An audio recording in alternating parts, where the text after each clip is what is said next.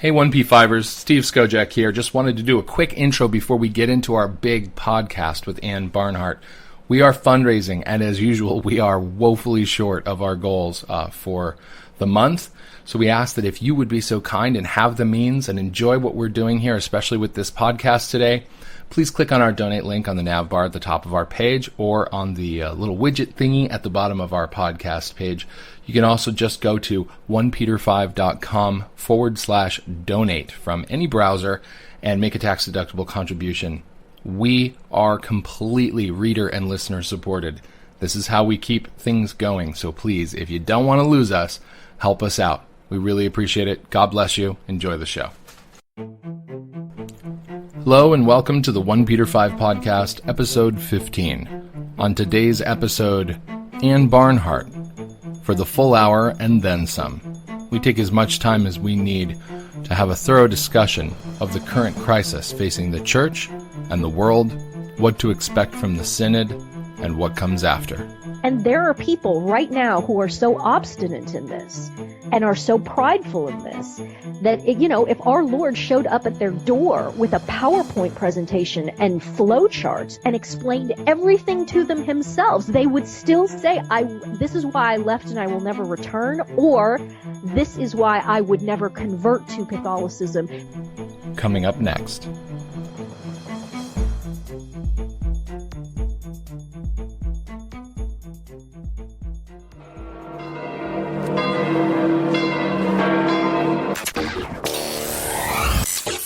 You're listening to the OnePeterFive podcast. It is a real joy for us to welcome you all here. Habemus Papam. Rebuilding Catholic culture, restoring Catholic tradition. My guest today is Ann Barnhardt, a woman who has made a name for herself with her unflinching commentary on matters both political and religious. Today, we're going to talk about some big and maybe even dangerous ideas. You don't have to agree with her conclusions, but you'd better believe she's done her homework in arriving at them. In other words, her views are not sanitized for your protection. So tune out now if you don't like your views being challenged. Consider yourself warned. And with that said, Ann, it is delightful to have you back on the podcast. Oh, it's such a pleasure to be back with you. We don't do this nearly enough. No, we don't. How are things in 2015 for a shape-shifting lizard Jew like yourself living in a van down by the river? It's been a little bumpy in Q1 and now into Q2, getting ready in a couple of weeks to move the van to a new proverbial parking spot. Ooh. So looking forward to that in a sense, But yeah, it's, these curveballs come at us and we gotta be ready to, we gotta be quick, so. So your undisclosed location will now be deep beneath the surface of the earth. Yes, deep, even deeper beneath the surface of the earth, yes. Way down, deeper and deeper. Actually, so where I was before was the secret underground lair. Right. Where I'm going now is where the people who actually live in the secret underground lair that they don't even believe in. See, so I'm going another level down, you see. Yeah. There is a facility, Mount Weather. Are you familiar with Mount Weather? No. So it's one of the contingency bases here in the D.C. metro area. It's, I don't know, maybe 45 minutes, maybe an hour outside of D.C. if there's no traffic. And it's up on a mountain, and there is literally an underground city that they have built in this mountain where they have an office complex and a hospital and shopping centers and all this stuff. And so you'll be driving up this beautiful mountain, as you're heading toward the Blue Ridge Mountains, and you're driving along, and then there's just this massive FEMA installation and all these, guard towers and all this stuff. And what is this doing up here in the woods? But yeah, it's one of those big open secrets of the government. If they're ever under threat of a nuclear attack or whatever, they just head on out to Mount Weather and then go live in their underground city. So, but there must be levels beneath the underground city that only a few know about.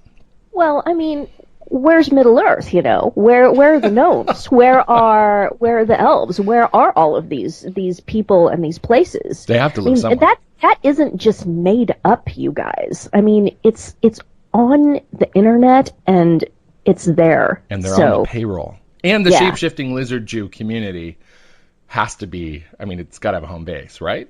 Of course. And it's certainly not in Israel. I mean, give me a break. Good times. What is the principal focus of your work these days? Other than custodial engineering. Custodial engineering, totally custodial engineering and facilities maintenance, keeping things clean and tidy. And then trying to fight the God forgive me, fight the despair and the sense of just banging one's head against a wall and trying to maintain some sort of momentum in writing and so forth. And it's just getting harder and harder and harder. It's difficult not to get sucked into the negativity spiral. I find that all the time. You wind up, you're in reactive mode so much because there's so much happening that you don't have an opportunity to sort of be proactive and work to prepare people for things. You're constantly having to comment on stuff that's already happened. At least that's what I find. And so you wind up trapped in sort of their negative mode as opposed to your own, hey, let's focus on this good thing that we could do to protect ourselves. Did you run into that? I run into that, and the other thing that just drives me batty is, and I've written about this on my website fairly recently, is that you're constantly having to go back and correct the base premise from which everything is being argued. Mm-hmm. The big example in terms of secular politics is, of course, this notion that the Obama regime is on the side of the United States of America, and right. These people are all loyal Americans, and there's just this completely incomprehensible difference in methodologies of quote-unquote doing what's right for America. Okay, that premise is false. These people are the enemy and they're trying to destroy the United States.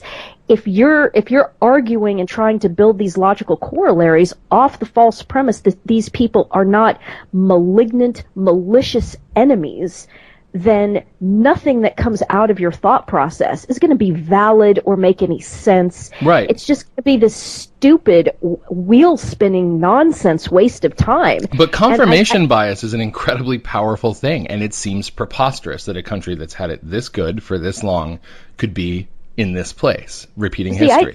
I disagree with that. I look at the culture and I look at, you turn on the television and there it all is just spewing forth. There is contemporary Americana. Mm-hmm. How in the world could a person possibly expect that God would continue to quote unquote bless in the sense of the song, God bless America, right, and all this, and continue to pour forth his grace upon this landmass and upon this government and this people, when it is now, it's not completely so far gone that it's 100% evil, obviously, and this is actually something that I've been thinking about for my own psychiatric well-being, mm-hmm, is that I need to start posting things on my website that are examples of really wonderful, good, wholesome American culture. Yeah. Because it's still there.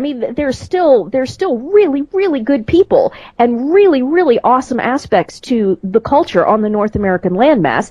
This is why we fight. This is why we want to save this. Well, it's the same thing we're doing with OnePeterFive. The point of the website is not to get caught up in a cycle of criticism, but it's to say, these were the things that made the church great. You may not remember this because you've never heard of it or been exposed to it, but it was real and it lasted for almost 2 millennia. Yeah. And we need to regain those things. We converted the world. We conquered the culture. We drove Western civilization. It wasn't because we had felt banners and hand-holding sessions. There was something really real going on.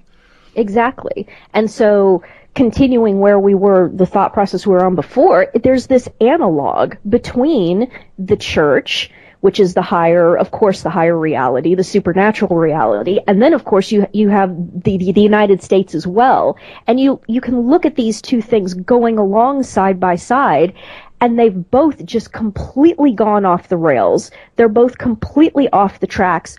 Why in the world would you expect God to continue to bless the United States of America? And in terms of the church, why would you think that God would not be offended by all of this horrific nonsense and evil that has been perpetrated by these infiltrators of the church. And more especially, why do you think God would be just completely cool with the fact that almost everyone on a percentage basis inside of the church militant has just completely rolled over and died and allowed this to happen and continues to allow this to happen? I mean, one of the things that I push really, really hard in terms of the church and Pope Francis and all this is we get the clergy, the priests, the bishops, and now the Pope that we deserve. Mm-hmm. The reason why this is happening is because we have dropped the ball as the church militant, most especially for the last 50 years. And, you know, there's that St. John Eudes quote that I post all the time. Yeah. The surest sign of God's anger and displeasure with his people, not with the Pope, not with even the bishops, not even with the priests, with his people, including the laity, first and foremost. The surest sign of God's displeasure with them is sending them bad clergy. How in the world could you see this stuff that's gone on over the last 50 years and think that we will not be held to account for any of this? In fact, I was just looking up before we started the podcast. There is a fantastic piece penned by Peter Kwasniewski, one of your contributors, but this one was penned at New Liturgical Movement back in November. And the topic of this piece is the fact that St. Thomas Aquinas uses the example of the tolerance of liturgical abuse as his example of a mortal sin of omission and with regards to the liturgy. It was this, wow. When I first saw it, I have not seen that one. Yeah, I will send you the link. And then if you would, when you post this podcast, you should put that link. Yeah, absolutely. I'll put it in the show underneath notes. it. It was a stunning piece for me to read, and it just everything made so much sense. The fact that we sit here as the laity and have permitted and not just gone ape with these horrific liturgical abuses, and basically nobody did anything. I mean, there was, you can talk about the society and all that, but, on a percentage basis, most people just rolled over and died. Well, and that's the thing. I mean, about these liturgical abuses. I hear you talking about where we are in society. I hear you talking about where we are in the church, and the question that keeps popping into my mind is, well, this doesn't just happen. I mean, there has to be sort of the process of the proverbial boiled frog. There's something that happens. Even the St. John Eudes quote. I mean, who actually is able to recognize that we are just infused in the church with bad clergy? Well, it's the few people that actually are still giving a crap about the faith, right? I mean, everybody else thinks that their priest is fine because he's doing all the things that they're doing. There is a process by which people have been immersed in this garbage, and I think it's why people still think, oh, well, God will continue to bless America. God will continue to do this stuff because growing up in this country in the post-sexual revolution era, I was born in 1977. I mean, I've never known a country that wasn't tainted by this stuff. I never saw that old stuff. And so even for me, coming from the perspective I try to come from and the things that I try to adhere to, I can still probably say, somebody 50 years my senior would have picked out so much more of the stuff that I'm not catching because it's change blindness. I don't see it because I've always seen it. You know what I mean? Well, there's that, but then on the other hand, you can actually make a better case for the U.S. in terms of the frog in the slow boiling pot of water. Mm-hmm. If you look back at history within our lifetime and then back before that, you can see that it's a continuum, this continual, gradual. And think about TV. Think about, what was TV like when we were kids in the 70s, and then what did they start doing and bringing into TV in the 80s? And you can see how there's this gradual each year more and more scandal, more and more perversion, blah, blah, blah. With the church, you don't have that. It was not a frog in the pot of boiling water having the heat slowly turned up. I received, and I know you have too, I receive all of these emails from people who were either, sentient aware children or already adults back when the asteroid hit. Yeah. And they say, you need to understand that the Mass here in the United States, where I lived in flyover country, blah, blah, blah, in a matter of 6 weeks, it went from something that was completely recognizable as what you and I would call the Old Mass, and in a matter of 6 weeks, beginning at, Advent of 1969, you went from something that would be recognizable to us as a derivative of the Old Mass to just completely out of control guitar folk clown masses. It happened in 6 weeks for some of these people. Well, I think that there's a two-pronged aspect to that, though. So I had an email, speaking of this, the other day from a woman who said she was actually angry because I had written, basically I just did a summary write-up of Bishop Athanasius Schneider's talk that he gave in D.C. about the 10 points for liturgical reform that he thinks, will bring about a restoration of reverence in the liturgy. And she reads this article and sends me an email, and she's like, where were you when they were ripping out the altars? Where were you, when all of this stuff was being changed overnight and everybody was losing their faith? And so I wrote back to her, and I was like, well, frankly, I wasn't born, and Bishop Schneider was 9 years old. We're doing the best that we can with what we've got. And then she came back with this fuller story of her life where she said that she watched everyone around her lose her faith. And she said, I was a victim of a different kind of abuse. We hear about the sexual abuse crisis all the time. But what about the thousands who left the church? What about the priests and the nuns who were throwing out sacred vessels and these things that she said that she actually participated in a group trying to save these things, just a bunch of lay people just trying to save these treasures of the church.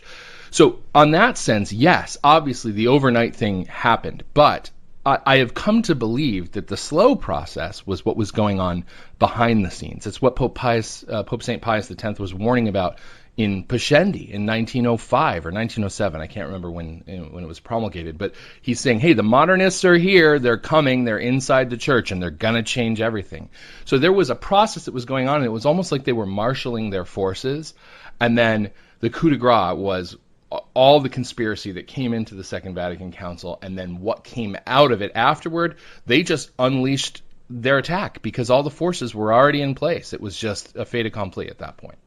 Yeah, but even to this day now, I have an anecdote. A few years ago now, I was contacted after writing a piece about veiling, women veiling in church, and so on and so forth, and these ladies who were teachers in a Catholic school in the rural central U.S., and the school is just run by absolute pagan, just horrible priest who gives every indication of having psychosexual disorder, psychosexual issues, and clearly run by a bunch of nuns who almost openly make it clear that they have psychosexual disorder issues. One of the nuns, in fact, she sent me the website. One of the nuns who works at and basically runs this school moonlights, has a business where she does all of these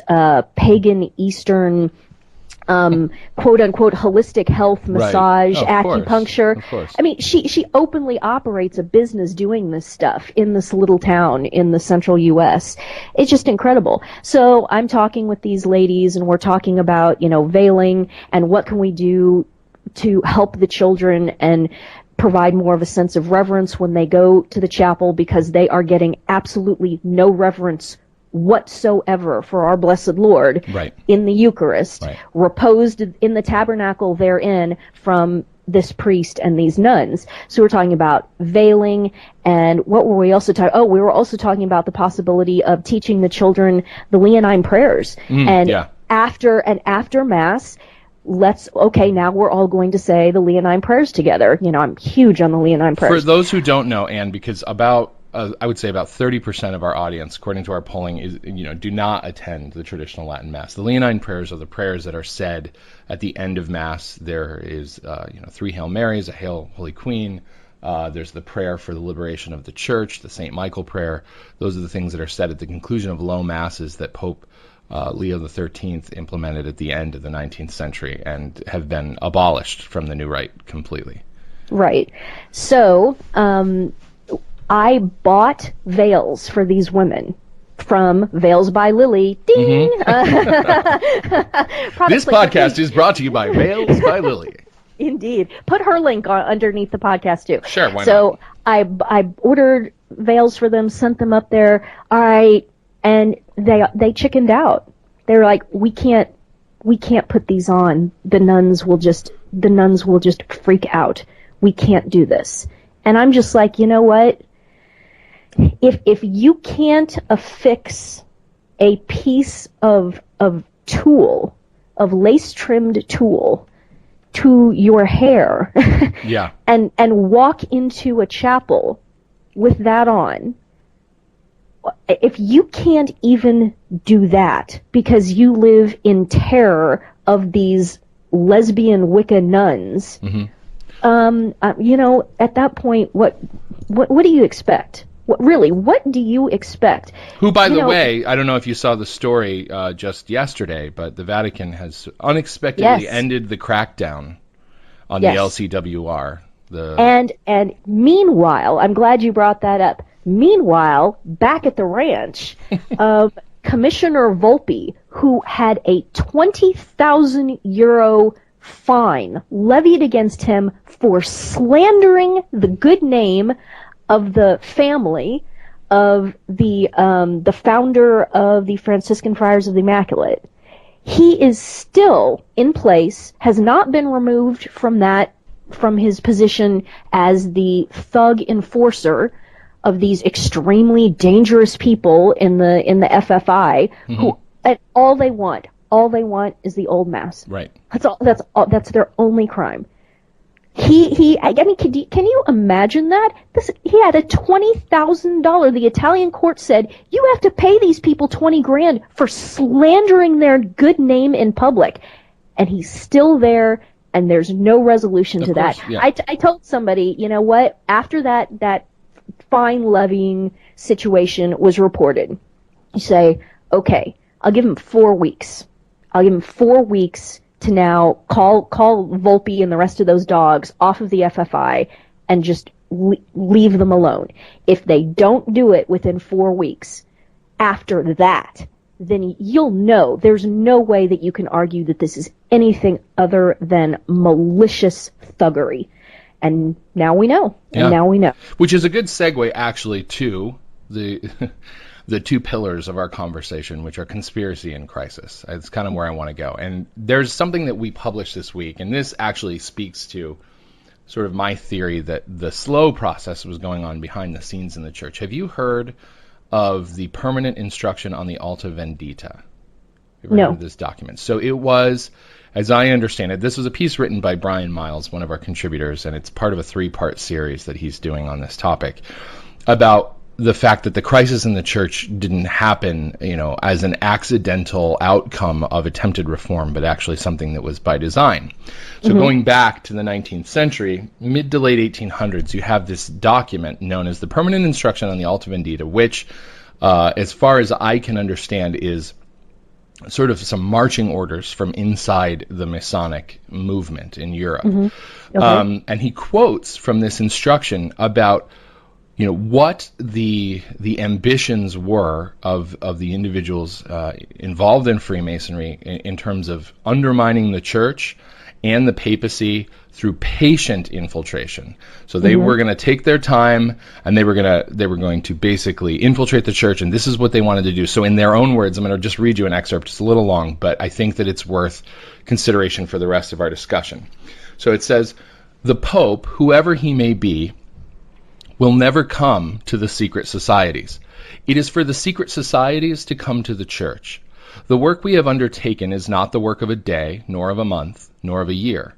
It may last many years, a century perhaps, but in our ranks the soldier dies, and the fight continues. Now then, in order to secure to us a pope in the manner required, it is necessary to fashion for that pope a generation worthy of the reign of which we dream. Leave on one side old age and middle life, go to the youth, and if possible, even to the infancy. Never speak in their presence a word of impiety or impurity. Maxima debitur puro reverentia. Never forget these words of the poet, for they will preserve you from licenses which it is absolutely essential to guard against for the good of the cause. In order to reap profit at the home of each family, in order to give yourself the right of asylum at the domestic hearth, you ought to present yourself with all the appearance of a man grave and moral. Once your reputation is established in the colleges and in the seminaries, once you shall have captivated the confidence of professors and students, act so that those who are engaged in the ecclesiastic state should love to seek your conversation. Then little by little you will bring your disciples to the degree of cooking desired. When upon all the points of ecclesiastical state at once this daily work shall have spread our ideas as light, then you will appreciate the wisdom of the council in which we take the initiative. That reputation will open the way for our doctrines to pass to the bosoms of the young clergy, and go even to the depths of the convents. In a few years, the young clergy will have, by force of events, invaded all functions. They will govern, administer, and judge. They will form the council of the sovereign. They will be called upon to choose the pontiff who will reign. And that pontiff, like the greater part of his contemporaries, will be necessarily imbued with the humanitarian principles which we are about to put into circulation. Let the clergy march under your banner in the belief always that they march under the banner of the apostolic keys. You wish to cause the last vestige of tyranny and oppression to disappear? Lay your nets like Simon Bar-Jonah. Lay them in the depths of sacristies, seminaries, and convents, rather than in the depths of the sea. You will bring yourselves as friends around the apostolic chair. You will have finished up a revolution in tiara and cope, marching with cross and banner, a revolution which needs only to be spurred on a little to put the four corners of the world on fire. Let each act of your life tend then to discover the philosopher's stone. The alchemists of the Middle Ages lost their time and the gold of their dupes in the quest of these dreams. That of the secret societies will be accomplished for the most simple of reasons, because it is based on the passions of man. Let us not be discouraged then by a check, a reverse, or a defeat. Let us prepare our arms in the silence of our lodges, dress our batteries, flatter all passions most evil and most generous, and all lead us to think that our plans will succeed one day above even our most improbable calculations. Wow. It's chilling. It really is. It really is. It's a plan, it's a design, and it has worked. Yes. And it's long ball. That key word is patience. Yeah. The fact that they knew that they would not live to see that this was generations out, but they were completely committed to the project, and they kept it going. 3 popes addressed this in the 19th century. I mean, they were trying to put a stop to this. Mm-hmm. They saw it coming, and there was nothing that they could do. Just like Pope Pius X with modernism. Yeah, and there's a couple things that struck me when it said, paraphrasing, the Pope will never come out explicitly and say, the Pope is never going to appear on the loggia and say, I hereby abolish the Decalogue. I mean, that's not going to happen. First of all, it can't, because of the supernatural protection that the Church is afforded. However, the serpent is subtle, and we see that. I mean, we see that today almost every single day. These end runs. This is kind of the point of the piece that I just recently wrote, that what we're seeing is this very similar to what the Obama regime is doing on the North American landmass, of just collapsing the rule of law for all intents and purposes, while maintaining this facade, this veneer of a functioning healthy system under the rule of law. Their objective is to collapse it, just constantly end running. That's what these missionaries of mercy are all about. They're just they are the analog or the equivalent of one of Obama's illegal executive actions or executive orders. Okay, it's just if you won't play ball, if there's any resistance, that's fine. We're just going to go around you extra legally. Right. The rule of law.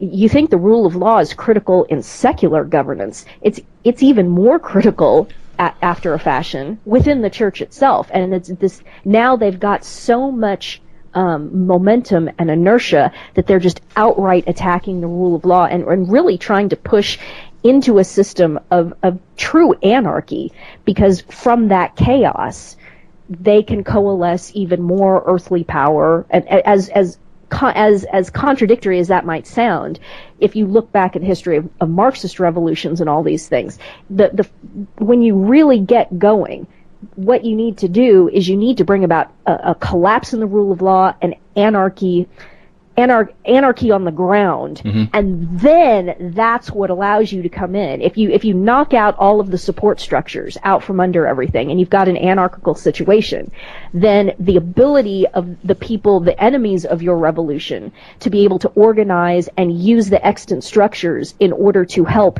their good, wholesome, holy counter-revolt against you. If you knock all those support structures out, there's basically nothing that can be done at that point. And the other thing that's so terrifying is that now what we're seeing, both, again, on these twin tracks, I know a lot of people think that I'm fixated on this, but I really do think it's accurate and good to look at what is happening in the church and what's happening in terms of the United States and how these things are tracking together.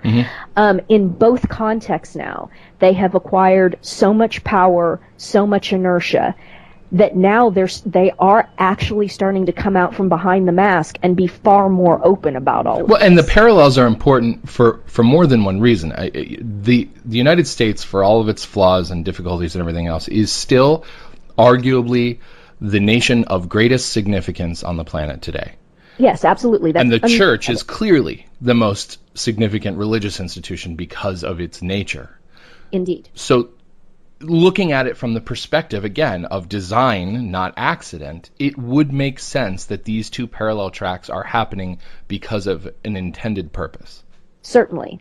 And so you have now this inertia, this coming to fruition, this full stinking sulfuric blossom of these revolutions inside of these structures.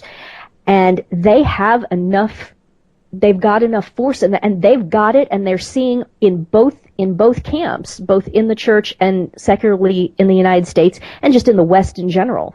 There's no real resistance to any of this. I mean, nothing real. I mean, there's a lot of hand-wringing and commentary, and this is, again, getting to the thing that I worry about in terms of myself.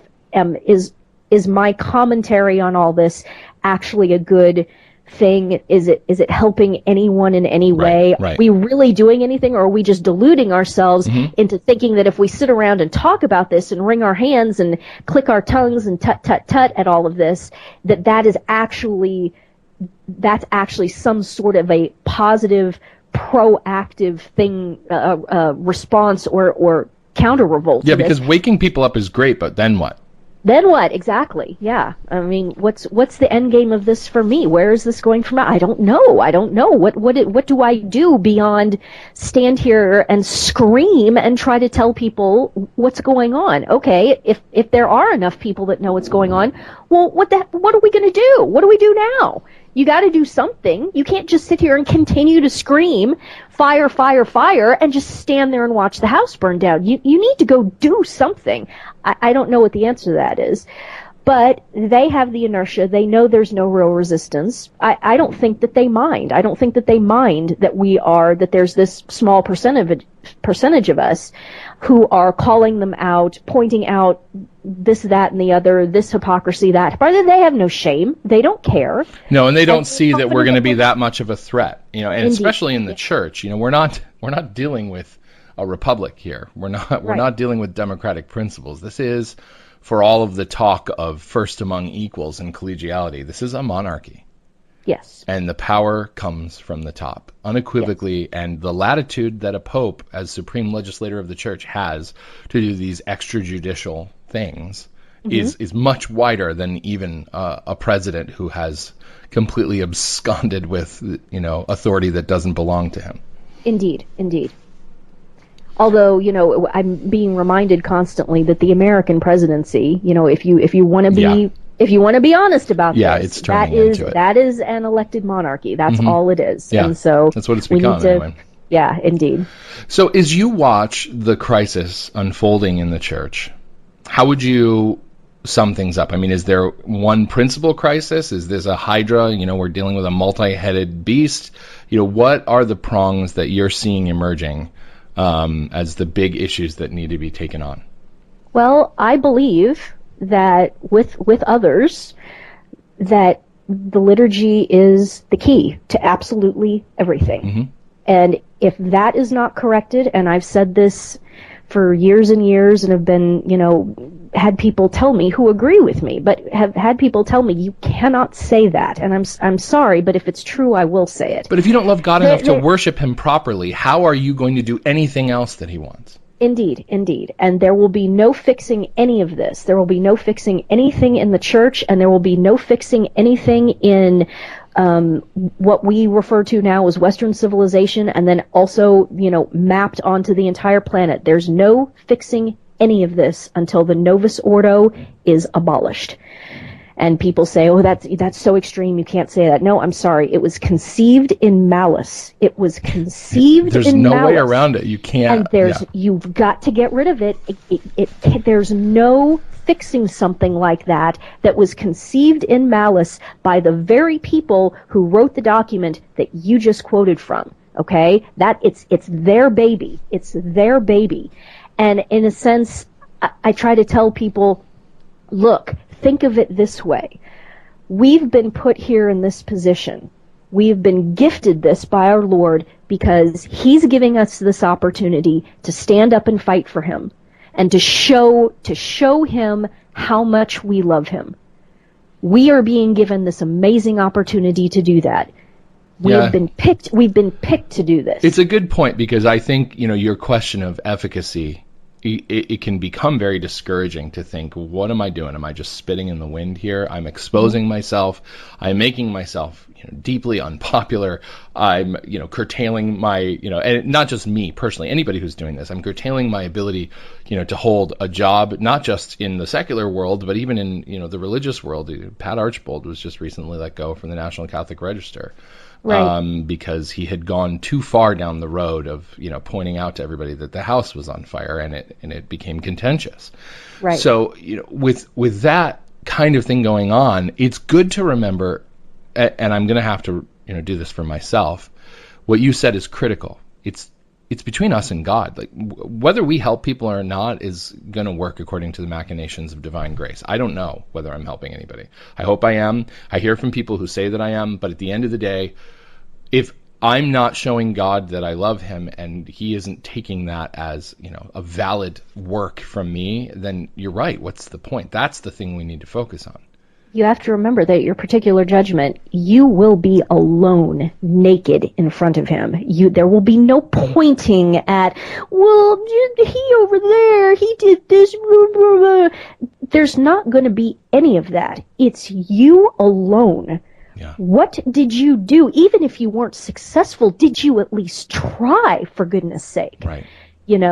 And there's that, it's just this, it's a function of the effeminizing of culture, that notion of just not taking responsibility for anything.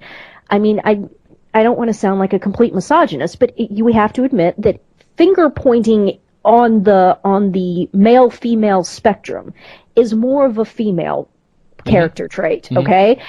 Masculine, healthy, good, virile, potent, masculine comportment is just craving responsibility. What can I do? And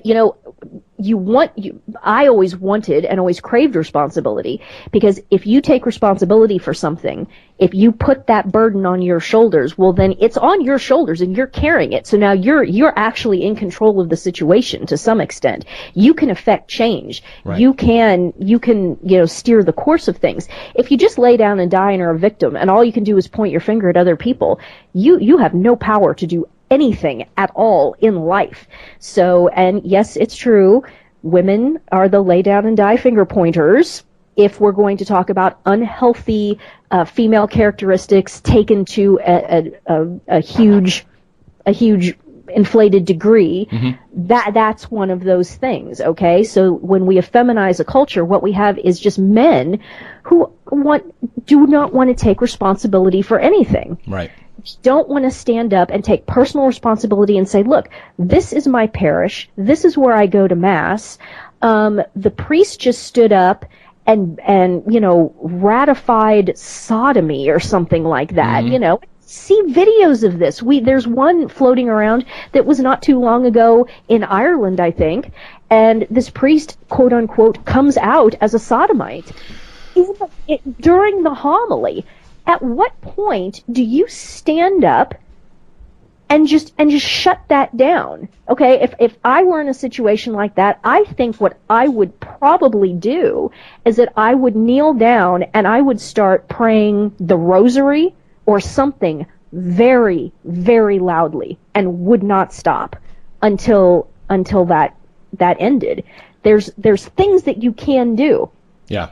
And people have to find a way to get over their discomfort, because, I mean, we've been bred not to engage in conflict. Indeed, yeah.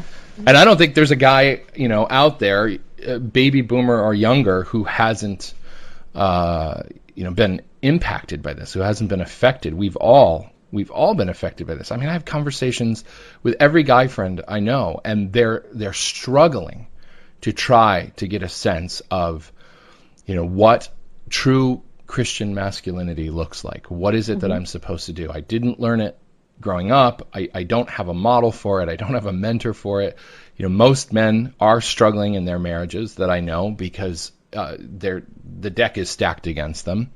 Right. So they're not only ill-equipped, but they're still dealing with a feminized and feminist society. And they're ill-equipped, and they're married to a de facto co-husband, and that doesn't work. Right, and it's not the women's fault either, really. I mean, they were raised with it too. They don't understand, the hierarchy that God, I wanted to say inflicted, but imposed on us. Imposed, yes. And there's a reason for it. I was having a conversation with somebody the other day about the absolute absurdity of the concept of mutual submission. This idea that there can be two people in a marriage who submit to each other. No, they can't. Submission implies authority. It implies hierarchy. Right. There has to be an order there. There is a laying down of life and of sacrifice on the part of the husband toward the wife, but that's not what St. Paul is talking about when he says, wives, be submissive to your husbands. There's a difference. And of course, let's be completely fair. A lot of husbands, and I am frequently guilty of this, do not marshal sufficient authority to be the kind of people that others would want to trust and submit to. We're perpetual adolescents, and we're all trying to figure out how to grow out of it. So I can't blame my wife when she's like, well, if you want it, then how about you act like it?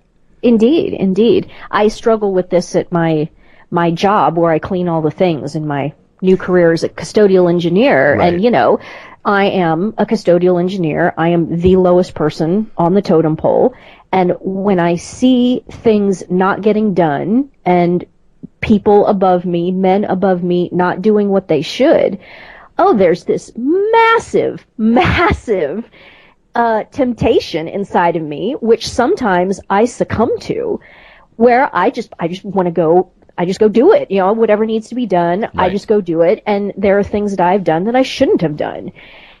And it's just, like you said, we've had it beaten into us. It's a combination of females had it beaten into us, in the Girl Scouts and things like that, and girl power and all that nonsense. It was just constantly pounded in by the feminist culture.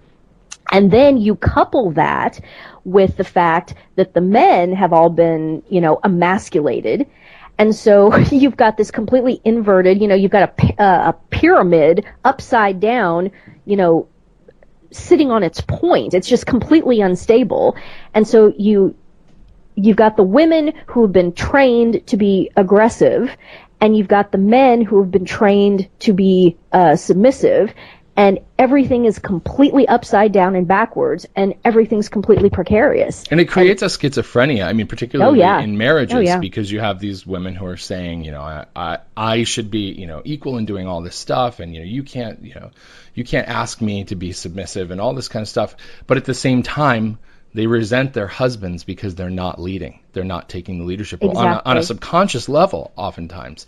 And the guy's going around going, I'm being as beta as I can for you here, honey. I'm trying, to change diapers and do dishes and do all the things you're asking for. And somehow you're becoming increasingly dissatisfied with me for doing it. And it's not just, religious people who see this. I've seen secular news articles where, husbands who have a greater share in household chores are more likely to have their spouse cheat on them or something. It's just... Oh, wow. Yeah. It's one of those things where what is stated and even believed consciously that we want, often because it subverts the natural order, leads to a subconscious resentment that nobody even understands why they feel. Indeed. So if you've got this pyramid perched on its apex, that can balance for a short period of time. But then you can't be surprised when the thing topples over and the whole structure collapses. Right. It's a very temporary, it's a very flash in the pan sort of a thing. But then, if you look at the infiltrators and their father, Satan, who is behind all of it, that's what he wants. Give that initial facade, that initial veneer of legitimacy and health and everything's fine, and then just let the whole thing topple over, and the souls are lost to hell ultimately, which is the big goal. So I think by way of tangent, we've actually identified a second point in the crisis, which is the natural order, and in particular as how it is reflected in the structure of the family and the health of the family, right? Mm-hmm. Are there other main points? Because I feel like liturgy and family and everything related to family insofar as, sexual ethics and the church's teaching on the proper human disposition towards sexuality, those are the two big pillars that have been used to just tear everything apart. Is there anything else? Well, it's the church and the domestic church. That's all we're saying here. Right. It is two poles holding up the same thing, and it is, they're both under the overarching canopy of the church. It's just the church, the ecclesial structure itself, and then the church that dwells within the family. I would say actually there is a third aspect here that we should probably be considering, which is the combined forces of the humanists and the materialists, right? This idea of we need to immanentize the eschaton. I know you write about this a lot, this idea of, hey, we don't really believe in heaven, so we're going to try to do all that stuff here. Well, yeah. But, this is another thing that I try to explain, get down to a true premise so that you can work off of all of this. The true premise that people need to accept about these infiltrators and most of what's going on is that these people don't actually believe any of this. And by this, I mean Christianity. Mm-hmm. They don't believe in a personal deity. They don't believe in the triune Godhead. How could they?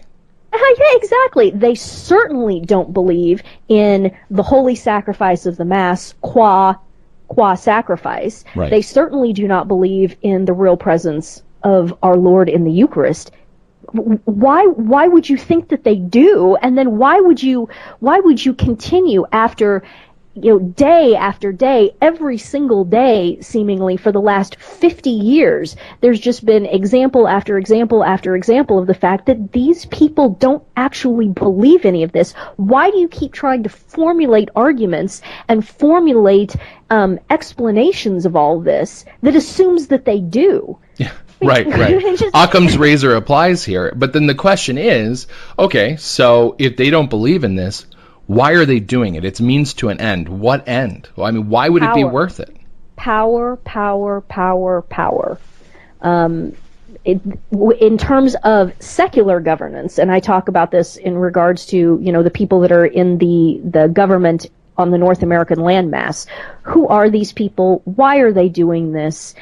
How much is enough for these people? There is no enough. In terms of politics, they're chasing after money and power. In terms of the church, I mean, with the Germans, they're certainly chasing after money, aren't they? Yeah. But it's all about power. It's all about the game.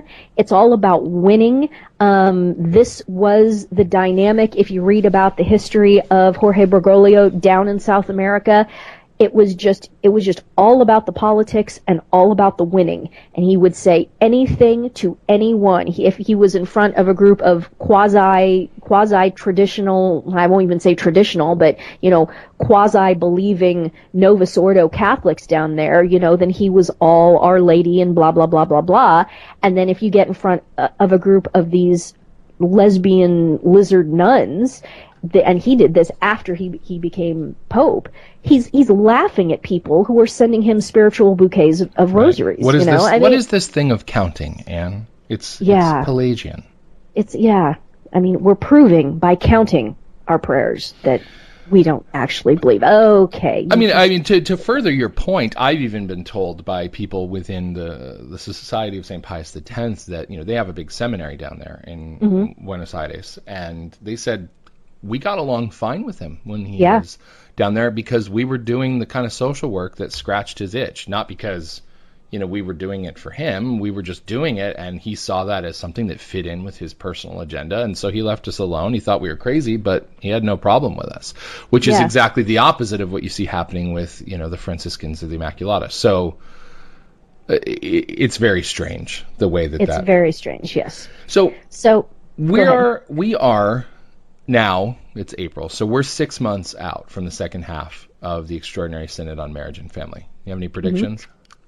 I think now with this development with these so-called missionaries of mercy, that they'll release another document that will contain horrors, which and these documents have probably already been written. Even 6 months out, they know what their agenda is. They know what they're going to do. Again, no one is going to come out on the loggia and announce that the Decalogue has been abrogated or that the sacrament of marriage no longer exists or anything like that. It's just going to be this thuggery of, look, you go along with our program or else. Or else. And if you are not going to play ball with this, then we'll send these stormtroopers, Gestapo, missionaries of mercy into your bishopric, and we'll just set up these marriage tribunals in the box, and we'll give anybody whatever they'll they have want. a mobile dog grooming van, just drive around. Indeed, in a Mercedes Sprinter, and just set up shop in the back. Well, my predictions of what I think are the likely outcomes. So if we're going to just look at this objectively, one of three things is going to happen coming out of this synod. And this is, we're pulling back to the 30,000 foot level. The specifics may be more nuanced than this. But I would say, number one, is that Pope Francis will bless some document or language allowing the divorced and remarried to receive communion after a prescribed process that doesn't involve removing themselves from an adulterous relationship. This is the least likely scenario, I think, that he's going to endorse from his office in an ex officio way, this violation of the Sixth Commandment. I agree, that's the least likely. Yes, some people think it's going to happen. I think that it invokes all kinds of complexities with the indefectibility of the church and everything else that goes on. Indeed. Second scenario, I would say this is most likely. Pope Francis does not make such a decision, but delegates the discretionary power to do so to either the regional bishops or to the local ordinary, saying basically it's up to you, sort of like NFP, where you can just sort of figure this out with your conscience and with your spiritual director type of a thing, whether or not you're living in an adulterous relationship. So delegating the power to the bishops to make that choice, or at least leaving the door open for them to do so. Yes. This, to me, seems of the highest likelihood. Then the third option, which actually is almost as low as the first, would be that he pulls a surprise attack, reaffirms church teaching, and, it's happened before, right? Pope Vigilius was supposed to be a monophysite, and Empress Theodora made sure that he got elected to the papacy, and then he turned around and was like, sorry, couldn't do it. We have historical precedent for a pope who is a shoo-in to do something, to turn around and say, the Holy Spirit's working against you. And so maybe he'll surprise everybody, reaffirm church teaching, and even discipline the people who are pushing the Casper agenda. Again, likelihood, less likely than number one. Probably at this point. less likely. If we're going to go on available evidence, it doesn't appear. Look at Paul VI and Humana Vitae, and who was the bishop? Was it Washington D.C. who was disciplining priests who were dissenting openly from Humana Vitae, and Paul VI went after the bishop who was, or cardinal, I should say. Blessed Paul VI. Blessed. Yeah, who was defending Paul VI's own document. Paul VI, oh boy. Blessed Paul VI. Blessed Paul VI, yeah. Bergoglio it can't be argued that Bergoglio is giving Paul VI a real run for his money. There are still people who think that Paul VI is worse than this guy. I don't know. I think Bergoglio is worst ever at this point. Although I think, and I am going to retain my neutrality on this position for the time being. Mm-hmm. But I think that there is a case that can be made, theologically speaking, that the amount of distortion of the faith that has happened as a result of actions and neglect through this papacy will have the widest and most deleterious impact on the faith of any papacy in history. Certainly. Certainly. And there are people who will argue, and perhaps there's something to it, that it's all by accident. It's all because of misunderstandings and misinterpretation. And okay, fine. But I'm looking at outcomes. I'm not necessarily looking at motives, because who knows what's in the man's heart, right? But it's happening on a wide scale, and we're seeing the effects in parishes where, by the way, people are now presenting themselves for communion, living in adulterous and irregular situations, and telling their priest it's because Pope Francis.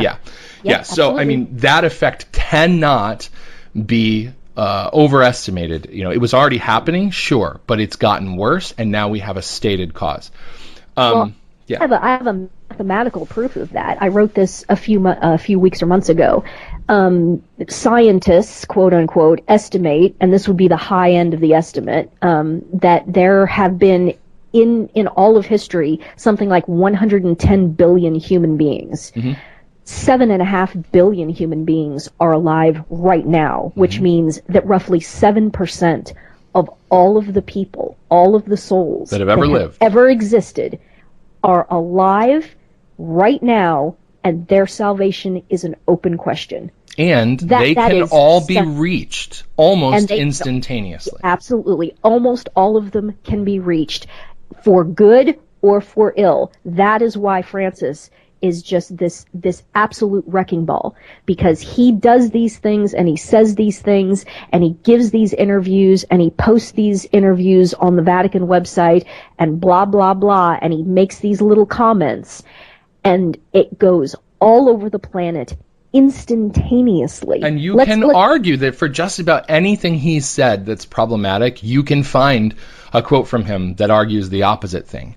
Sure. But all that does is create confusion between the two. Well, why did he say this when he said that? And lacking clarification, lacking course correction, lacking that prudence of saying, hey, by the way, and let's not forget, he has a PR executive whose job it is. I used to work in PR. All I did every day was read the news stories about my client, right? Look for bias, look for negative stories, take it to the team and say, guess what? This isn't playing out the way we want. We need to tell this story. We need to get these third parties on the radio. We need to make sure these op-eds are going into the paper. Somebody needs to make this statement at a press conference. It was all about that. Why hire a PR guy and then say, okay, your job is to make sure we're on message, and he tells you, well, this is the message, and you're like, cool. I mean, you're not going to make any corrections with, what's out there in the media. So this idea that he has no idea, and I mean, this is, I'm sorry, but this playing coy with the idea that the Pope is some isolated dupe who just, lives, I was going to say in the Vatican Palace, but I mean, where does he live? What's the Domus Sancta Maria? The hotel. Santa Marta. Yeah, he lives in the hotel. That he's with Monsignor Rica, who he handpicked to run the house where he lives. The Monsignor Rica, who was caught in Montevideo with his Swiss Guard lover, a suitcase full of gay pornography, and was also caught in an elevator in flagrante with a boy prostitute. So, and this is verifiable fact. This is verifiable fact, right? Absolutely. This is not something that it's alleged, but this is no. Okay. No. Okay. Mm-hmm. So, this staggers the mind. Yes. But I mean, the idea that he's so isolated, he doesn't know what's going on. I'm sorry. Absolute nonsense. That's absolute nonsense. Malicious naivete at that point. And there's also a huge moral responsibility. I mean, who am I? I'm just a tick on the internet, right. Okay? And this burden of knowing, goodness gracious, you have to be right. You cannot cause scandal. Goodness gracious, what happens if you say something that causes someone then to go into air and to lose the... Oh, I'm sorry, my gosh. Are we not hearing from the people who are already leaving because of this crap? Yeah. I mean, I get the emails. I know you do. Oh, almost every day. Scandal, hypocrisy, emails from people saying, with this and such news story citation, this and such from not just the Pope, but from other scandals that happen within the church of priests behaving badly and so forth. People sending me this and saying explicitly, this is why I left the church and why I will never return. Think about the gravity of that. Right. If you refuse to enter the church, you are saying, I refuse to enter the beatific vision, because that is what the church triumphant is. Not that most of them probably even really understand that, though. I mean, how do you choose that because of this? But if the mindset is there, if you die with that, and there are people right now who are so obstinate in this and are so prideful in this, that, if our Lord showed up at their door with a PowerPoint presentation and flowcharts and explained everything to them himself, they would still say, oh, I know, isn't that, I use that a lot. What do you expect them to show up with flowcharts? That's not how it works. But they say, this is why I left and I will never return, or this is why I would never convert to Catholicism because of this. Yeah, I've had people tell me I dropped out of RCIA because I'm reading this stuff and I'm like, this is not the church I thought it was. Yeah, exactly. And so the notion that he has dropped the ball morally and he is so indifferent, and remember, indifference is the opposite of charity. He is so indifferent to the power that he wields, the responsibility that he has, the influence that he has over people. He's so indifferent to that he just has no idea of what he's saying, the damage it's doing, what's being said. He's so indifferent to that he can't even task his paid PR employees to come out and correct these things. Not only does he not correct them, but in the case of the first interview that he gave to the Italian Freemason atheist Scalfari. The first, because there's been how many? 4? This was just the 4th one, I think. You can't believe anything he says because he doesn't take notes and he doesn't write anything down, so it's the perfect venue, I guess, to keep going back to. Right, exactly, because it gives everybody plausible deniability, but then the first interview, they actually posted, the Vatican newspaper published it in full, republished it, and then it was posted for a time, for weeks if not months, on the Vatican website. How stupid are we supposed to be? Yeah, exactly. And people just keep that. This is kind of circling back to what we were talking about. Do we not have any personal moral responsibility in this to stand up and say, wait a minute, this is wrong. What the heck's going on here, and call this out? But no, it's now this weird neocon cult of papal positivism, and it's just creepy. And how people can't feel that it's creepy and just have this sense about it. It just, everything about it stinks. Why would you continue to just be all in, rah yay team? And this is the same criticism I make in the political sphere in the North American continent about people who are still yay Republican Party or yay Tea Party, and boy, if we just get so and so into the White House, and if we just pick up a few more seats in Congress. I mean, it's nuts. It's nuts. This denial of what's going on. So, okay, let me ask you before we continue, because I don't have time limitations on a podcast. We usually go about an hour. We've already hit that mark, but I think we've got more to talk about. Are you okay to stay on for a little while longer? No problem. Right. Yeah. So let's go back to outcomes. So let's assume that option number 2, when it comes to the Synod, which is, again, let's remind those of you who are following along at home, that would be the Pope delegating the authority to either local regional bishops' conferences or the local ordinary himself to decide or to give the authority to couples to decide whether or not their marriage was valid and whether or not their second marriage was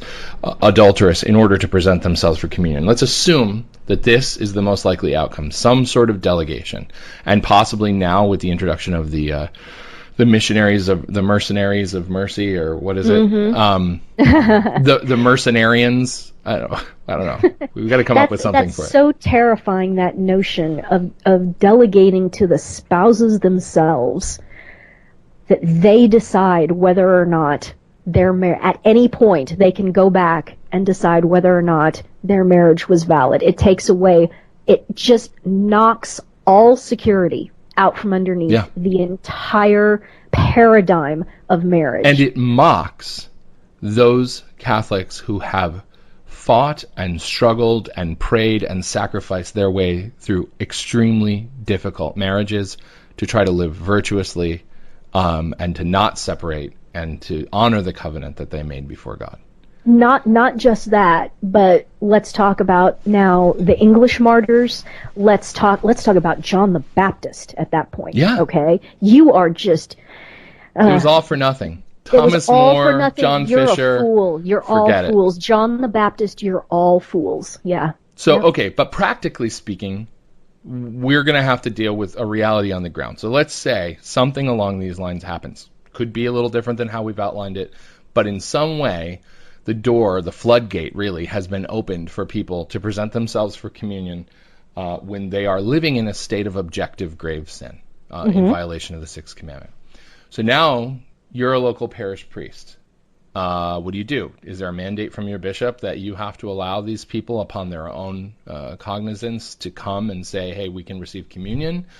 Are there priests who are going to go along with this? Are there going to be people who say, like in the Arian crisis, we can't go to this church? Yeah, technically the sacraments are valid, but they're letting these people receive communion sacrilegiously, and they're spouting heresy, or at least embracing heresy from the pulpit. I mean, what does this do to the reality of the church as Catholics experience it? Exactly, and this goes back to that inertia and that critical mass that we were talking about before. What this effectively does is it turns the entire dynamic upside down with regards to the priest and the distribution of Holy Communion. Right now, in charity, we always assume that a priest is distributing Holy Communion under the assumption that the people who are presenting themselves are in fact in a state of grace, and that's how it should be. That should be the accurate presumption that is made. What they're now doing is they are turning that upside down on its head, and they are taking that charitable presumption away, and now they're putting in this dynamic where unless the priest or the bishop or, for example, the priestly fraternity of St. Peter or something like that, unless there is a positive statement made saying, we hold the truths of the Catholic Church and its magisterium with regards to the sacrament of marriage, we will not engage in desecration of the Eucharist unless a positive statement is now made, you see, because of this dynamic. If it comes to fruition, you would have to then, as a thinking person, assume that silence is consent with regards to this Bergoglio-Casper plan, and therefore the priest, by his silence, is okay with desecrating the Eucharist within the context of the Mass itself. And you know what's going to happen if he comes to the pulpit and does what the priest who did the Mass at our parish on Easter did, where he said, there's a lot of people here who aren't usually here, obviously, because Christmas and Easter, they show up. And he said, just a reminder that, first of all, he gave a reminder of what the traditional Latin Mass was and why it's different and what they can expect, and then the manner of reception of communion, kneeling it on the tongue, and then the exposition of you must be in a state of grace and you must be a Catholic, right? It was a great thing because you hear this too infrequently, and then on those days where, the people who never darken the doorstep of a church suddenly show up and cast a shadow, you're cringing and watching for Eucharistic abuse. So I was really glad that he did this. But I mean, what happens to the priest who in this scenario, or the multiple priests who say, guess what, guys, I know that you've heard that this is okay, but it's not, and don't present yourselves. They're going to get yanked. I mean, their bishop is going to persecute them. We have the examples already. I cannot remember the name of the priest in D.C. who refused to give communion to the lesbian couple and was disciplined for it. And then there was Father Wiley, who just gave the homily about the traditional Mass at Holy Innocents in New York, and he got sent into a dangerous, shanty town in South Africa for it. Yes. I mean, this is vindictive stuff. So it's really going to be dangerous for these priests who want to stand up. But what I remind people of, and especially when I have the chance to visit with priests about this, is you cannot live in fear of this business of being shipped off to the quote-unquote outer darkness, because there are human souls in the outer darkness, many of whom have probably been praying for the last 50 years, please God, send us a good priest, okay? That's number one. Number two, the sufferings that you may undertake, being persecuted as you will be and sent to the outer darkness or wherever it is, the merit of that can be just tremendous. And graces, just because you're out in the middle of what you think is the middle of nowhere and there's only a few people there, the grace that can flow through that is potentially enormous and, in fact, potentially earth-changing, okay? I love the irony of how God uses everything. Yes, he uses everything. So there has to be, as our Lord said, be not afraid. Where is your faith?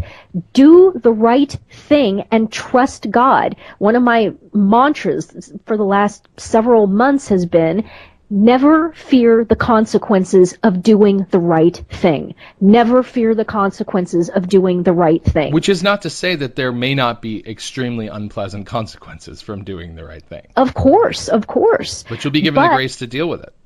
You will be given the grace to deal with it, and you've got to think long ball on all this. I mean, here we are, these typical early 21st century post-Christian, neo-pagan children of this culture that we are, and we just frame everything in terms of personal gratification right now, this very second. If these Freemasonic lizards, and I just want to make sure. Do they shapeshift? Do they shapeshift or not? I don't actually believe that there are lizard people, ladies and gentlemen. I'm just using it as a... Wait, I've seen them. They're on YouTube. There's all these news videos. Oh, that's right. You can see their tongues flicking out, yeah.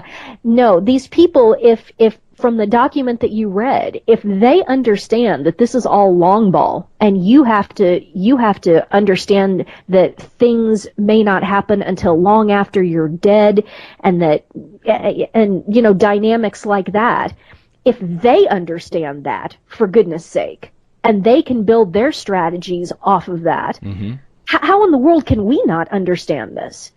How in the world, with the scriptures and the gospels and knowing how the church was built in the early days and continues to be built, how can you think that it's everything's right now, me, this very second, with and the only metric that we can use to measure the success of anything is personal physical comfort? I mean, come on, give me a break. Cardinal Burke, presciently said that we need to be ready for martyrdom on this. Oh yeah.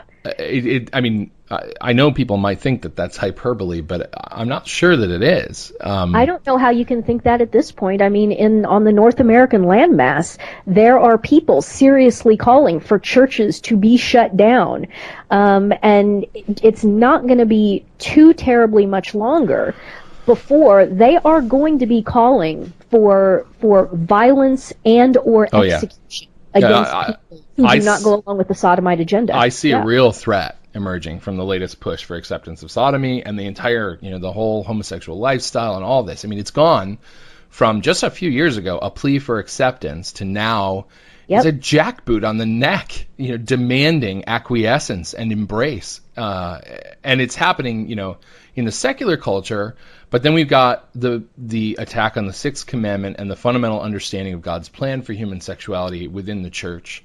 And some have argued, really, that this whole Synod on Marriage and Family is an end run around to get at the sodomite position and to regularize it. Because once you break down any idea of there being a non-negotiable sinful violation of the Sixth Commandment, that allows that element to come to the fore. And the German bishops, there are plenty of rumors about the way they live their lives. That I think are more than rumors. But I mean, so what do we need to prepare for? I see, at the very least, some sort of schism happening in a more overt way. I mean, people use these ideas of de facto and de jure schism. But I think that, I don't know, that's a little pedantic. It's real, it exists, and the only reason it hasn't been called out is because the supreme legislator of the church hasn't pronounced sentence. It's there, it's obvious, but I think it becomes more manifest in the fact of people are going to have to be choosing a diocese or a parish or whatever based on absolutely, what it adheres to. And then in addition to that, in the culture, there's going to be these persecutions. I mean, the kind of conversations you and I are having now will very soon be hate crimes punished by who knows what. Absolutely, yes. So what I've been telling people is, first of all, you need to start this process right now. You don't think, well, maybe I should form a line, and maybe, I don't know, maybe we should go get some guns or something, when the enemy is already called a bayonet charge at you. That's okay, it's too late. You have to start this right now. You need to seek out priests and start talking to your priests right now about, okay, if this happens this fall, what are you going to do? Will you, Father X, make a positive public statement that you will not engage in desecration of the Eucharist? And the flip side of that is you will support them. They are not going to be alone. That's right. Now, understand, these lines are not going to be drawn strictly up and down the Old Mass, Novus Ordo Mass divider either. There are going to be priests who say the Old Mass who, for whatever reason, don't want to get sent to the outer darkness, blah, blah, blah, are just going to say, the best thing for me to do is to just not say anything and keep my mouth shut. But you see, that's exactly the point I made just a few minutes ago. What the enemy has now done is it's turned silence from the charitable assumption that the person who is presenting themselves is in a state of grace, to silence then being the assumption or the indifference to the state of the person, and therefore the comfort with the whole idea of desecrating the Eucharist. It has to be a positive public statement. And I think that, a website like yours or Rorate, what you should start doing is people should provide, come up with a template, a form for a letter that every single priest who wants to do this. Hey, did you just volunteer for that? I don't think I'm the right person, actually. I think because my website's a little bit different and diversified and so forth. No, I mean to help write something like this up. Oh, I mean, sure, you've got I'd be something happy. in your mind, and I would be happy to have you as a contributor anyway. Oh, absolutely. I'd be happy to help with the drafting of the form of what this letter would look like. Yeah. In fact, I was talking to a priest who, as I'm, in Riverville, as I'm trying to figure out and source priests, I know there's one for a metaphysical certitude who's already, he would already, publish or say or do anything that needs to be done to make it clear that he would not go along with this. But, you want to have as many as possible, obviously. And so talking to priests about this and said, it would just be like a form letter on your letterhead with your title and maybe even include, your picture, your headshot, that we could, and then we could put these on the internet, on your website, on Rorate, and just begin building this list where people could go and say, okay, here, I've got a statement from this guy, I've got a statement from this guy.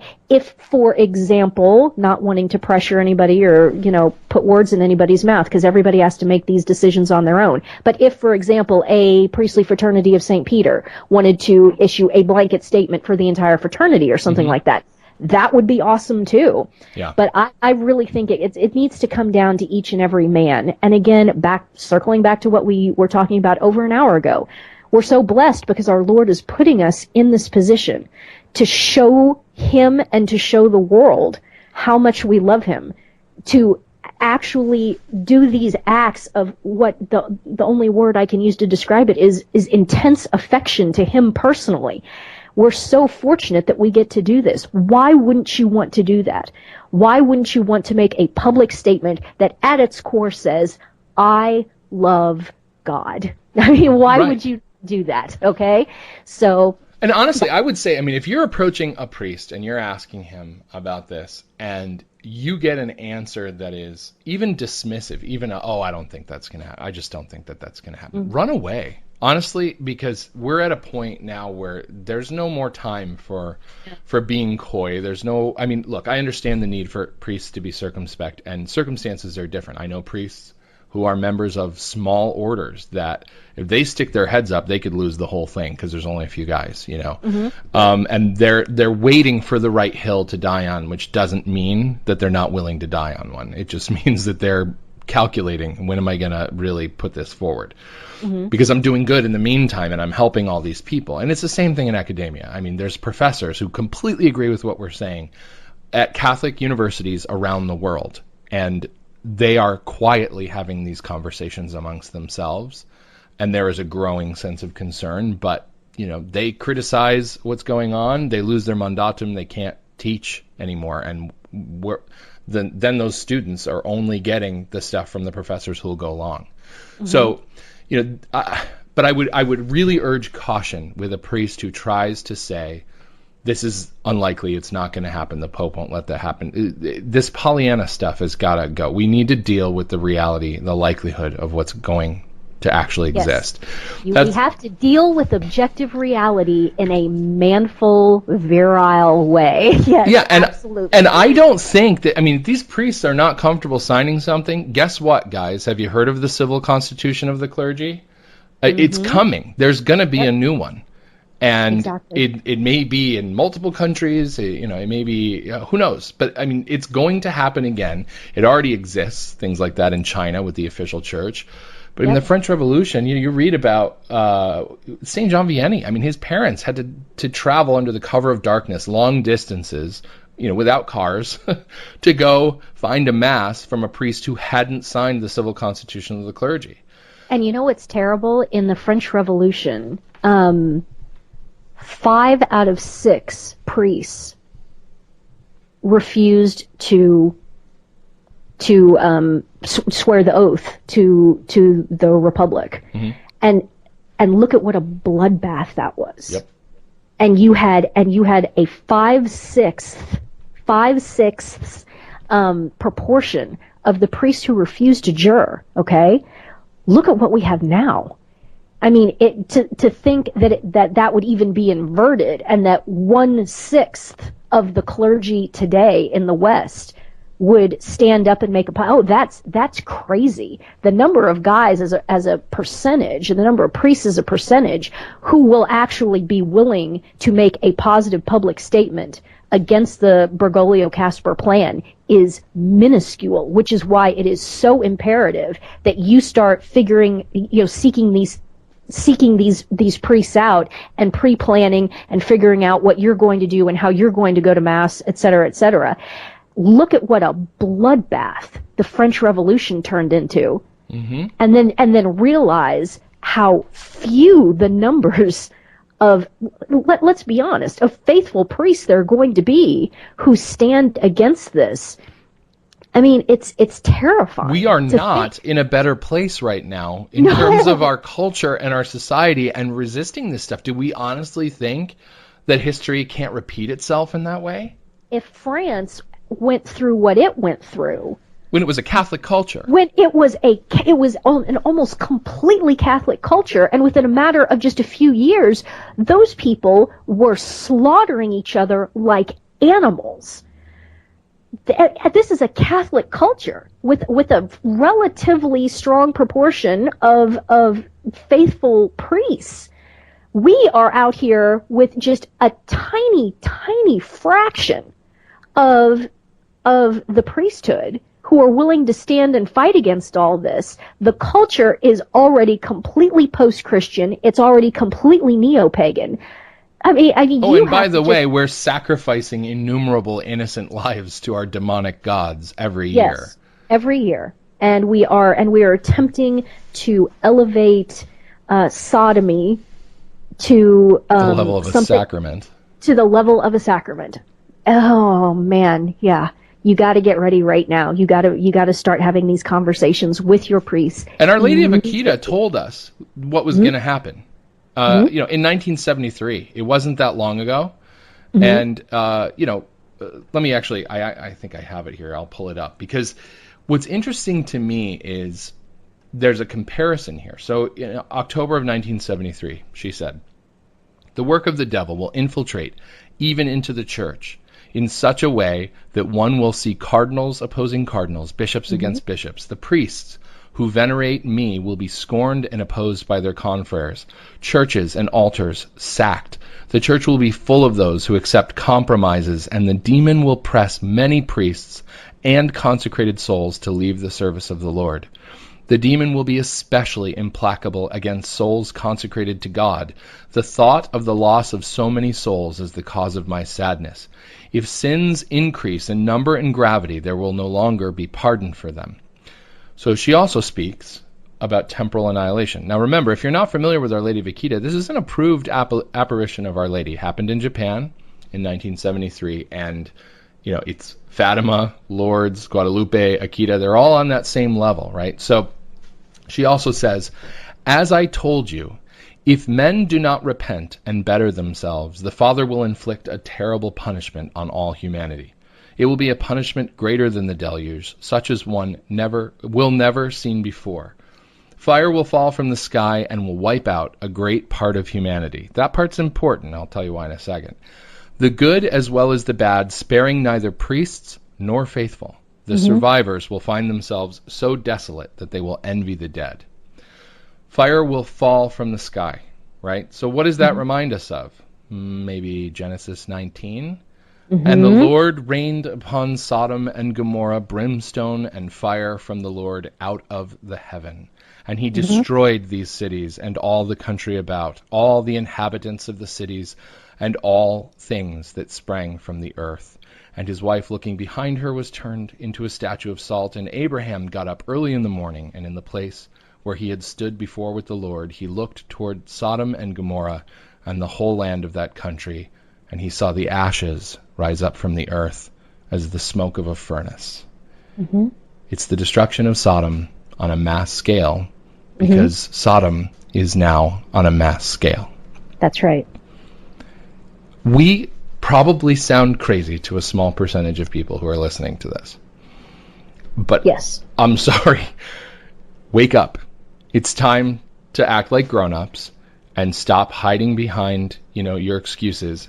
Look at this stuff. I want to believe that the church is going to, surprise us, and there's going to be this resurgent glory, and the authority of the papacy is going to crush heresy, and all this stuff's going to happen.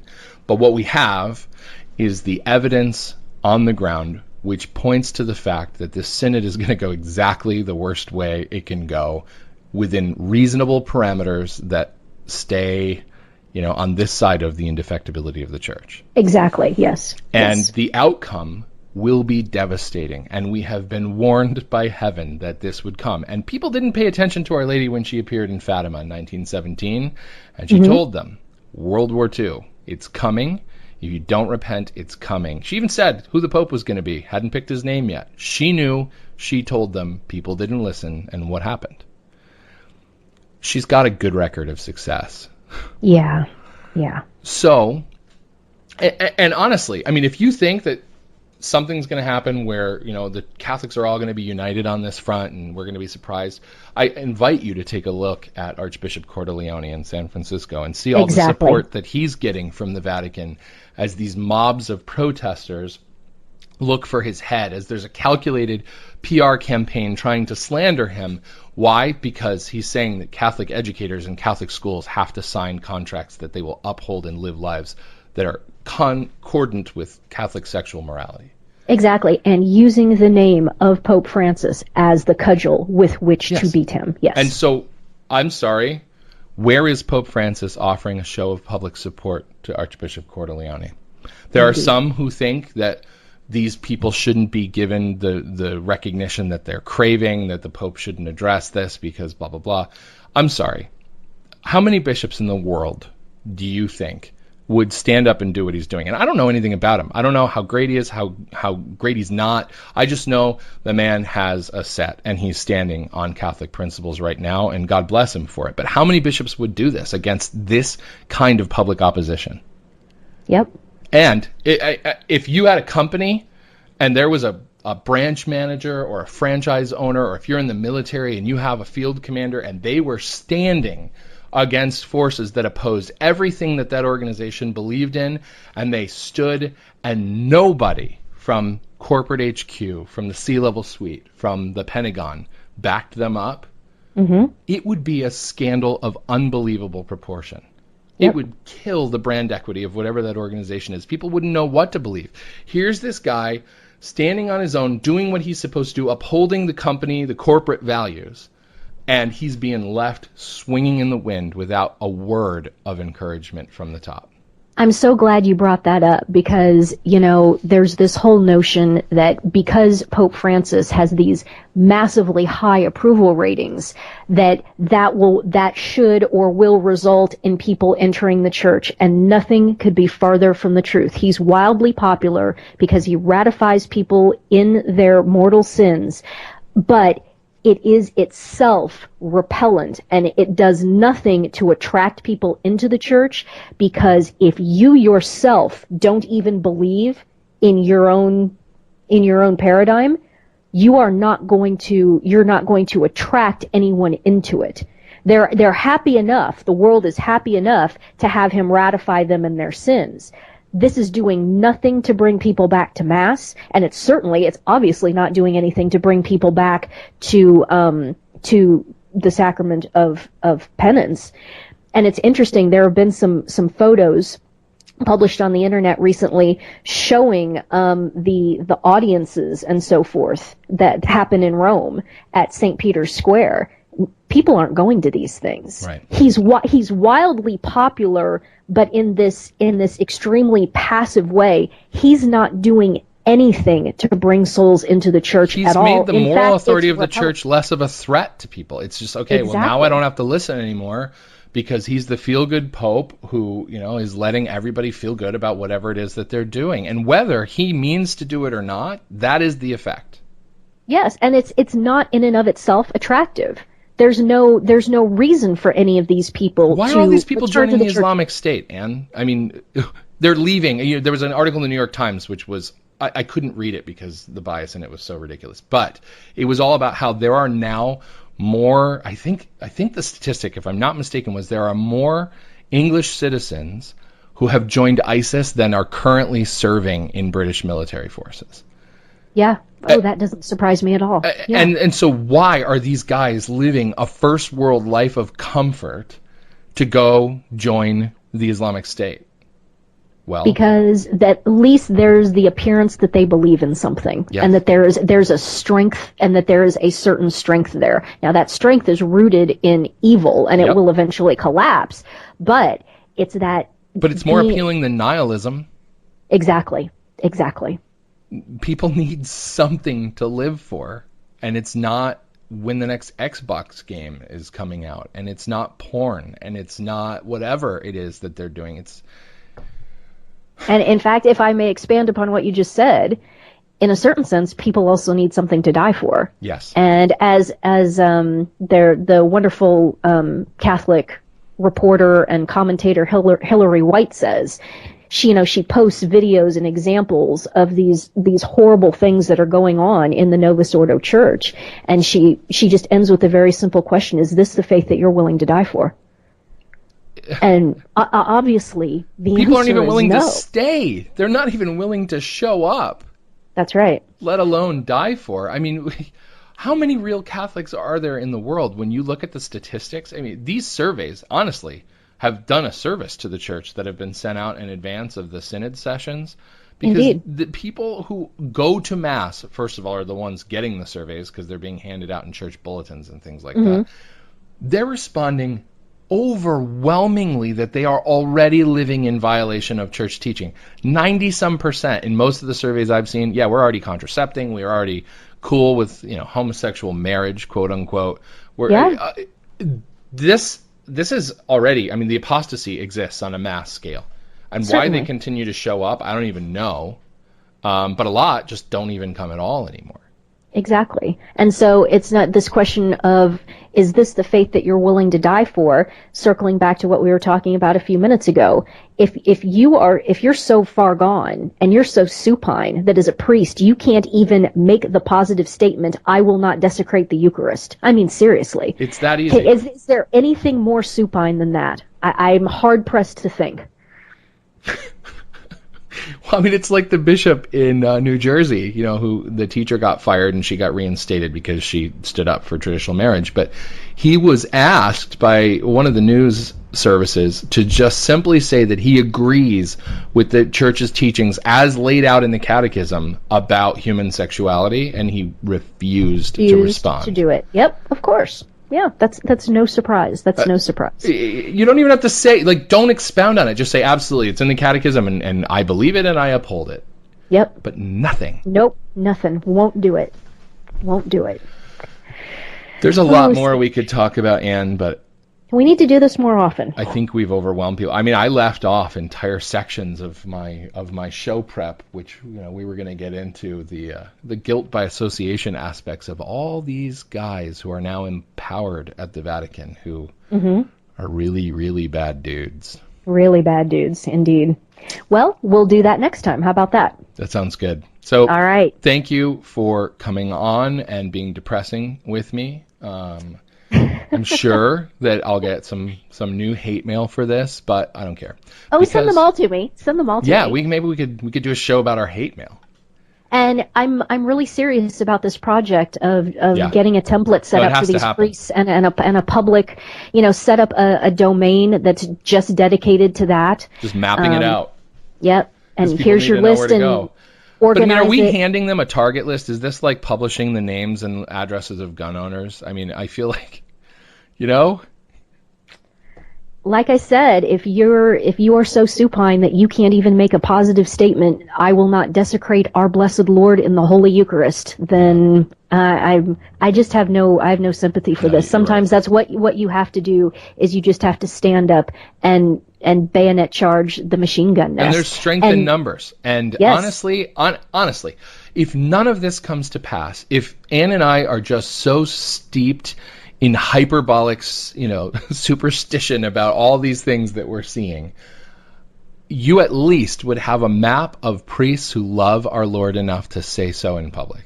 That's right. And those priests are out there, and they need some sort of a forum to facilitate so that they can do this. And you and I, people like us, we can help them do that. We can help these priests be even better priests and make this tremendous act of love and affection, if I may even use the term, to our blessed Lord. I just don't see the downside in this. You know, I want to say one last thing. You've given up a great deal so you can stand for the truth. And I think, readers of your website have some idea how much that is. You are a nomad with no place to call home, and you do so joyfully, which is impressive. It's harder for me because I have 6 going on 7 children, so I'm not quite as free to roam about the earth seeking undisclosed locations for my van down by the river. But I am in the early stages of that journey, and I am feeling the effects. And people like you, and to a lesser extent, I suppose, myself, we make others uncomfortable sometimes because we're not just willing to go along with the prevailing thought on this stuff. But we have an instinct, and I think it's proven to be a true instinct for where the problems are. And we have either the courage or the stupidity or both to say it out loud. I have a hard time sometimes explaining to people why I do this. I'm sitting here recording this podcast with you, and I am anticipating the good, holy people who are going to say to me, "You said too much. Why did you talk about that stuff? You're going to turn people away. You're going to turn them off. They're not going to listen to you. They're going to discredit your entire project." And I know that that's going to happen. I'm going to hear that from people. So I don't know. I think we've entered a new phase in the world and in the church, and I think that we're looking at a countdown that it's maybe in months. We're not talking about years anymore, before everything as we know it is going to be turned on its head. The only thing I can say, until you've done it, you can't understand how wonderful it is. And if you could wave a magic wand, the proverbial magic wand, and give me back all of the wealth that I had at the peak of my business success and all of that, give me all the real estate back, all the cars, give it all back. But I would have to go back and continue to live that life and not be here in Riverville and not be with the people who are here in Riverville. There's no way. There is no way I would do it. I would fight you tooth and nail. I don't want it. In fact, the thought is actually terrifying. It's actually terrifying thinking to going back to that.